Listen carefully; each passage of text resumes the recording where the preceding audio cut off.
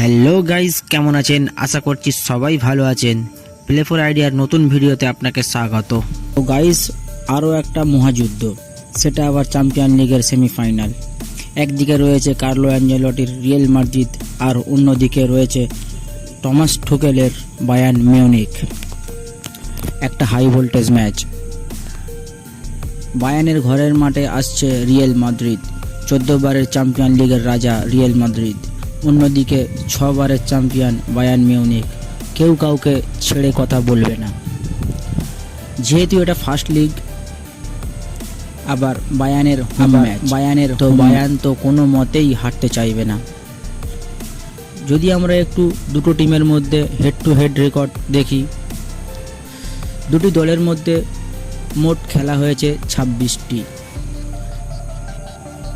Real Madrid জিতেছে 12টি match এবং FC Bayern Munich জিতেছে 11টি ম্যাচ।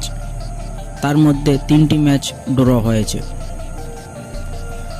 যদি আমরা দেখি কোন দলের গোলের স্কোর বেশি, 41টি গোল করে রিয়েল মাদ্রিদ এবং 39টি গোল করেছে এফসি বায়ার্ন মিউনিখ। যদি আমরা দেখি দুটো দলের all time top goal scorer, 105টা গোল করে কিন্তু সেই আইকনিক ক্রিস্টিয়ানো রোনাল্ডো CR7, আর অন্যদিকে 69টি গোল করে রবার্ট লেভানডস্কি।